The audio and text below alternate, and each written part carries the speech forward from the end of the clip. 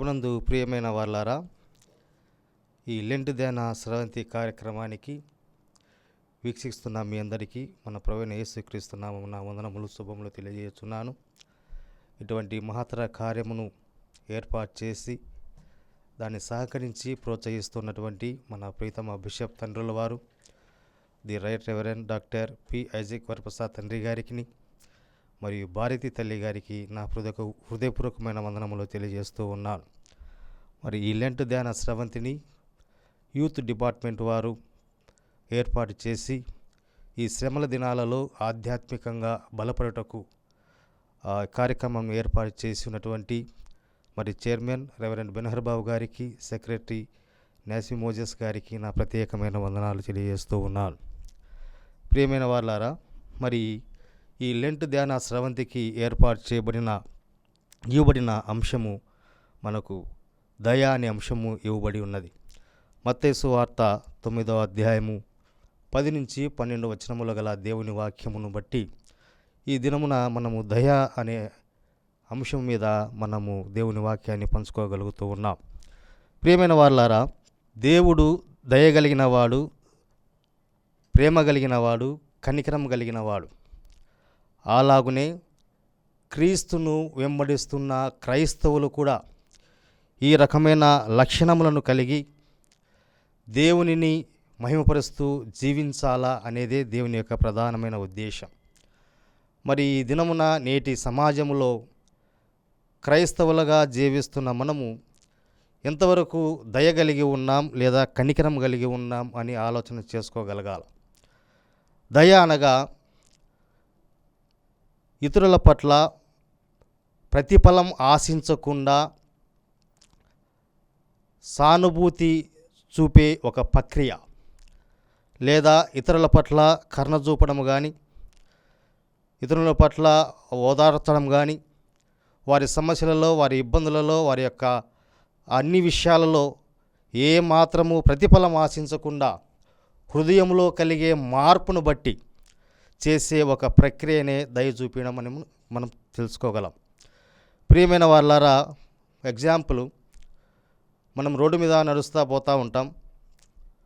ఒక వృద్ధురాలు లేదా వృద్ధుడు భిక్షాటన చేస్తూ కనపడతాడు.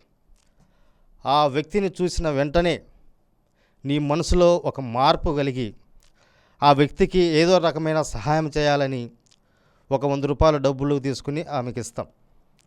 ఆ ఇచ్చినప్పుడు ఆ వ్యక్తి ఎవరో మనకు తెలియదు, ఆమె పేరు మనకు తెలియదు, ఆమె మతము మనకు తెలియదు, తిరిగి ఆమె మనకు ఇస్తుందనే ఆశ కూడా మనకు ఉండదు. కొంతకాలం తర్వాత ఆ చేసిన సహాయాన్ని కూడా మర్చిపోగలం. దీనినే దయ చూపించడము లేదా కరుణించడం అనే మాటని బట్టి మనం అర్థం చేసుకోవచ్చు.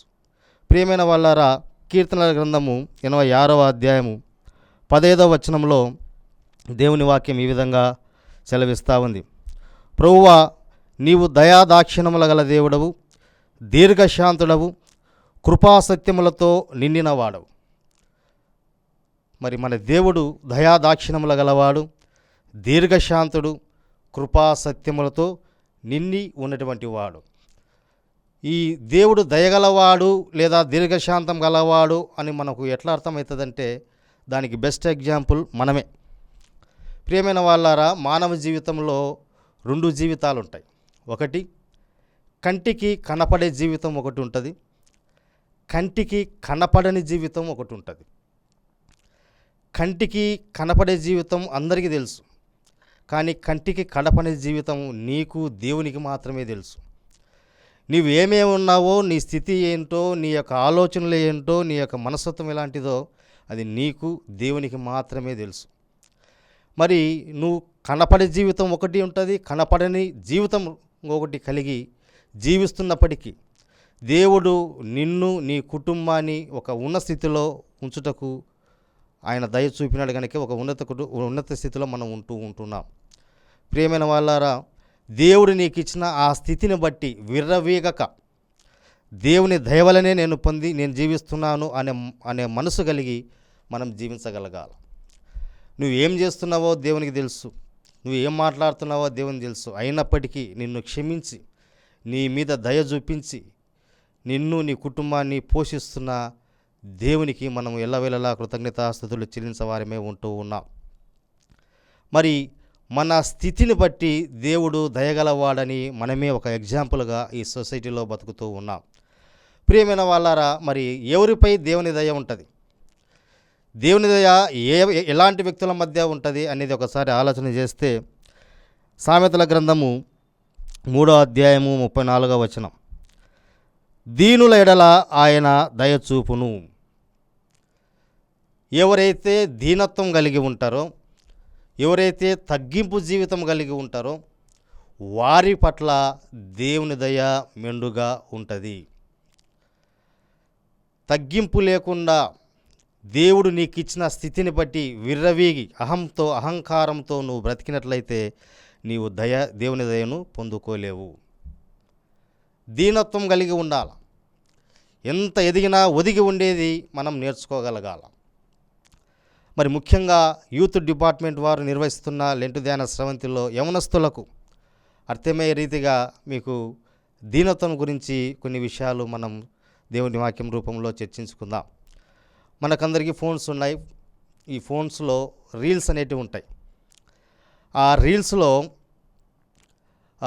బాయ్స్ యాటిట్యూడ్, గర్ల్స్ యాటిట్యూడ్ అని 2 రీల్స్ మాదిరి వస్తాయి. ఈ రీల్స్ ఏంటంటే, ఒకడు నడుచుకుంటూ పోతుంటాడు, వాని వస్తువు ఒకటి కింద పడుతుంది, వంగి ఆ వస్తువును వాడు తీసుకోడు, వేరే వాడు వచ్చి ఆ వస్తువును తీసి వీనికి ఇవ్వాలి. అదే యాటిట్యూడ్. దానికి ఒక బీజిఎం పెట్టుకొని, ఒక మ్యూజిక్ పెట్టుకొని, ఈ రకంగా ఆ యాటిట్యూడ్ చూపించడము ఈ నేటి కాలంలో ఒక ట్రెండ్గా మారిపోయింది. అంటే పొగరుగా జీవించడం, తల పొగరుగా ఉండి జీవించడం. ఎంత పొగరుగా ఉంటే అంత విలువ నీకు. ఎంత అహంకారంగా నువ్వు ప్రవర్తిస్తే అంత విలువ. సౌమ్యంగా మృదువుగా ఉంటే నీకు ఎటువంటి విలువ లేదు ఆ రీల్స్ ప్రకారంగా. ఎంత ప్రైడ్గా నువ్వు ఉంటే అంతగా విలువను పొందుకుంటావు. బైబిల్ చెప్పేది తమను తాము తగ్గించుకున్నవాడు హెచ్చింపబడునని బైబిల్ సెలవిస్తామంటే, సొసైటీ నువ్వు ఎంత తలపొగరుగా ఉంటే అంత విలువ నీకు ఉంటుంది సొసైటీ చెప్తా ఉంది కదా. నేటి కాలంలో ఈ రకమైన యాటిట్యూడ్లతో మన యువత ఎవరిని కేర్ చేయక, ఎవరి మాట వినక, ఇష్టానుసారంగా తల పొగరుతో జీవిస్తూ ఉన్నారు. అటువంటి వారి పట్ల దేవుని దయ ఉండదు. ఎవర్రా నువ్వు నాకు చెప్పేదే అనే స్థితిలో ఉన్నటువంటి వాడు ఎవరు లేరా నాకు అనే స్థితికి రాబోతున్నాడు. నువ్వా నాకు చెప్పేది అనే స్థితిలో ఉన్నటివాడు ఎవరు లేరా నాకు సహాయం చేయడానికి అనే స్థితికి రాబోతూ ఉన్నాడు. ప్రియమైన వాళ్ళారా, మరి దేవుని దయను మనం పొందుకోవాలా అంటే మనం ఖచ్చితంగా దీనత్వం కలిగి జీవించగలగాల. ఎస్తేరు గ్రంథంలో ఒక పెద్ద సమస్య వచ్చింది.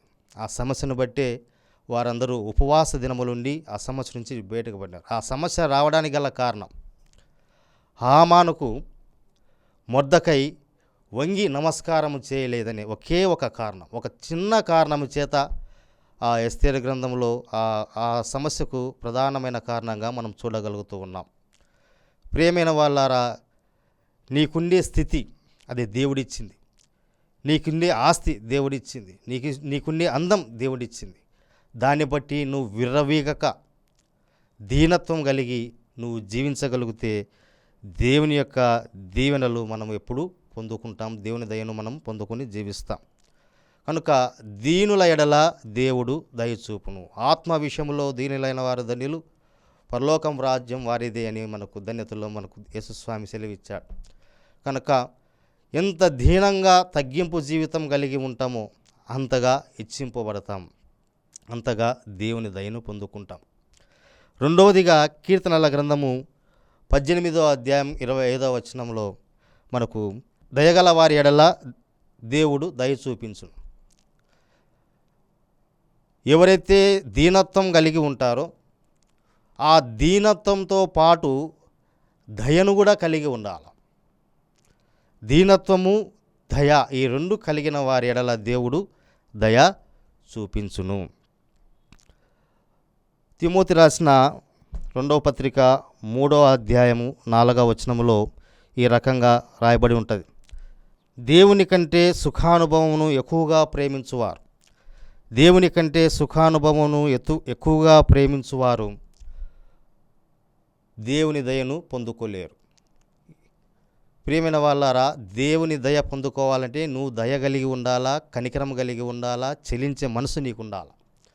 ఇవి లేకుండా కేవలం తాము మాత్రమే సుఖానుభవమును, దేవుని కంటే ఎక్కువ సుఖానుభవమును ప్రేమించు వారిలో ఈ దయా కనికరం ఉండదు.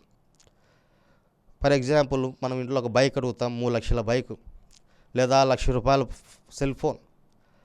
అది ఇంట్లో అడుగుతాము, వాళ్ళు ఇంట్లో అనేకమైన తిప్పలు పడి ఇబ్బందులు పడి నీకు తెచ్చిస్తారు. నీవు ఆ బైక్తో లేదా ఆ ఫోన్తో ఆనందంగా ఎంజాయ్గా నీ స్వార్థం కోసం నువ్వు బతుకుతూ ఉంటావు.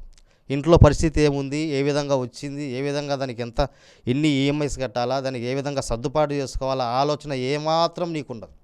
కేవలం నువ్వు అడిగిన వస్తువు నువ్వు పొందుకోవాలా, నీకు కావాల్సింది నువ్వు తీసుకోగలగాలి. ఈ రకమైన ప్రవర్తన కలిగిన వాడు తల్లిదండ్రుల ఎడలగాడు, ఇతర పట్ల గాటి ఎటువంటి దయను చూపించరు.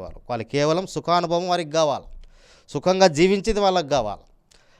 ఆ వస్తువు వెనకల లేదా ఆ బండి వెనకల లేదా ఆ యొక్క శ్రమ వెనకల ఎంత శ్రమ ఉందా అనేది ఏమాత్రం పట్టించుకోకుండా స్వార్థపూరితంగా జీవించే సొసైటీలో మనం ఉంటూ ఉన్నాం. ఒకవేళ అడిగింది ఇప్పకపోతే మాట్లాడకపోవడము, అన్నం తినకపోవడము, కొట్లాడడము, ఎదురు తిరగడము, ఆత్మహత్య చేసుకోవడము, ఇంట్లోంచి పారిపోవడం, ఈ రకమైన ధోరణిలో నేటి సమాజంలో మనం ఉంటూ ఉన్నాం. ప్రియమైన వాళ్ళారా, నీకు అడిగిన వస్తువు నీకు ఇప్పించేదానికి వారు ఎంత శ్రమ పడతారో, వారి ఇబ్బందులు ఎన్ని ఉన్నాయి అని ఆలోచన చేయకుండా నీ సుఖం కోసం, నీ సౌఖ్యం కోసం అనేక మందిని ఇబ్బంది పెట్టి ఏ మాత్రం కనికరం లేకుండా, ఏ మాత్రం దయ లేకుండా నీవు జీవిస్తున్నావేమో, అటువంటి నీపై దేవుని దయ ఎప్పటికీ ఉండదు.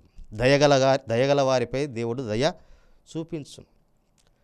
నీ ఇంట్లో పరిస్థితి నువ్వు అర్థం చేసుకోగలగాలి, నీ చుట్టుపక్కల పరిస్థితి నువ్వు అర్థం చేసుకోగలగాలి. ఎవరో మెచ్చుకోవాలా, ఎవరో చూడాలా అని ఇంట్లో వారిని కష్టపెట్టి స్తోమతకు లేకున్నా అప్పులు చేసి నీ సుఖాన్ని నీవు తీసుకున్నట్లయితే దేవుని దయను నువ్వు ఎన్నటికీ పొందుకోలేవు. కాబట్టి దేవుని దయను మనం పొందుకోవాలంటే మొదటగా దీనత్వం కలిగి ఉండాలా. రెండవది దయ చూపడం నేర్చుకోవాలా, కరుణించడం నేర్చుకోవాలా. ఈ రెండు ఉన్న వారిపై దేవుని దయ పుష్కలంగా ఉంటుంది. మరి సంఘంలో మనం దయ కలిగి ఉన్నామా, కనికరం కలిగి ఉన్నామా, లేదా క్షమించే గుణం కలిగి ఉన్నామా అనేది ఒకసారి మనం చెక్ చేసుకోగలగాలి. ఆదివారం గుడికి పోతాం, ప్రభుభోజన సంస్కారం జరుగుతుంది. ప్రభుభోజన సంస్కారం జరిగే సమయంలో సమాధానం అందిస్తాం. ఆ సమాధానం అందించే వ్యక్తి కానీ, తీసుకునే వ్యక్తి కానీ అది నిజమైన సమాధానమా లేదా చూపుడుకు ఇచ్చే సమాధానమా అని ఒకసారి పరిశీలన చేసుకోవాలి. అందరు ఇస్తున్నారు కాబట్టి నేను సమాధానమని సెకండ్ ఇస్తున్నావా, లేదా పరిపూర్ణంగా సమాధానపడి అతనిని క్షమించి లేదా అతని మీద దయ చూపించి, కరుణ చూపించి అతనితో నిజంగా కలిసిపోదామని సమాధానం ఇస్తున్నావా అనేది ఒకసారి ఆలోచన చేసుకోవాలి. అందరు ఇస్తున్నాం, మనం ఇస్తున్నాం అనే ధోరణితో నీవు ఉండకూడదు. ఎందుకంటే దేవుని దయ పొందుకోవాలంటే మనం కూడా దయ చూపించగలగాల, క్షమించగలగాల, కరుణించగలగాల, కలవగలగాల, సమాధాన పడగలగాల. ప్రతి ఆదివారము సమాధానం తీసుకుంటాం, అది చూపుడుగానే సమాధానంగా ఉంటుంది. నిజమైన సమాధానంగా ఈ సంఘంలో పరిపూర్ణమైన సమాధానం పొందుకొని మనం జీవించటం లేదు. రెండవది ప్రభు ప్రార్థన మనం చేస్తాం. మా ఎడల అపరాధములను మేము క్షమించిన ప్రకారము మా అపరాధములను క్షమించుము. ఈ మాట కూడా ఎంత కరెక్టో మనం ఒకసారి పరిశీలన చేసుకోవాలి. నువ్వు నిజంగా నీ ఎడల అపరాధం చేసిన వారిని క్షమించగలుగుతున్నావా, వాడిని కలుపుకోగలుగుతున్నావా, వాని మీద దయ చూపగలుగుతున్నావా, లేదా మాట రూపంలో నాలుకే కదా అని నాలుక రూపంలో ఆ మాట పలుకుతున్నావా అనేది కూడా మనం ఒకసారి చెక్ చేసుకోవాలి. అందుకే యెషయా గ్రంథంలో దేవుడు 29వ అధ్యాయంలో ఏం చెప్తాడంటే, వీరు పెదవులతో నన్ను గణపరుతురు కానీ వీరి హృదయం నాకు చాలా దూరంగా ఉన్నదనే మాట మనకు చూస్తాం. పెదవులతో మాట పలుకుతున్నాం, చేతులతో సమాధానం ఇస్తున్నాం, కానీ నీ పొరుగువాని పట్ల దయ చూపడం కానీ, కరుణ చూపడం కానీ, జాలి చూపడం కానీ, క్షమించడం కానీ ఏ లక్షణము లేకుండా ఆరాధనలో పాల్గొంటున్నాం, తిరిగి వస్తూ ఉన్నాం. ఈ రకమైన జీవితం మనం జీవిస్తే దేవుని దయను మనము పొందుకోలేము. దీనత్వం కలిగి ఉండాలా, దయ కలిగి ఉండాలా, మరి అందరితో కలుపుకొని అందరినీ కరుణించి దయ చూపించేవానిగా నీవు ఉండగలగాల. ప్రభునందు ప్రియమైన వారలారా, మరి ఈ విధంగా దేవుని దయను పొందుకొని దేవునిలో మనము ఆశీర్వదింపబడాల. మరి అటువంటి కృపా దేవుడు మనకు దయచేయునుగాక. ప్రార్థన చేసుకుందాం. కృపగల తండ్రి, ప్రేమగల నాయన, మరి ఈ చక్కని అవకాశాన్ని మీరు మాకు ఇచ్చినందుకు వందనాలు చెల్లిస్తూ ఉన్నాం. మరి ఇదిగో ప్రభా, మీరు దయగలిగిన వారు దేవా, దయగల వారిపై దయచూపుననే పరిశుద్ధ గ్రంథం సెలవిస్తూ ఉన్నది. ఇదిగో ప్రభా, మేము కరుణించి జాలి చూపించి దయ చూపించే వారిగా నీకు మహిమకరంగా జీవించే కృపను మాకు అందరికీ దయచేయమని, వాక్యం వినిన ప్రతి ఒక్కరిని మీరు దీవించి బలపరచమని వేడుకొనుచున్నాం. ఈ చక్కటి అవకాశాన్ని ఇచ్చిన యూత్ డిపార్ట్మెంట్ వారికి, మరి బిషప్ తండ్రుల వారికి, వారి పరిచయను మీరు దీవించి ఆశీర్వదించమని మా ప్రభువైన యేసుక్రీస్తు ద్వారా అడిగి వేడుకొనుచున్నాం తండ్రి. ఆమెన్.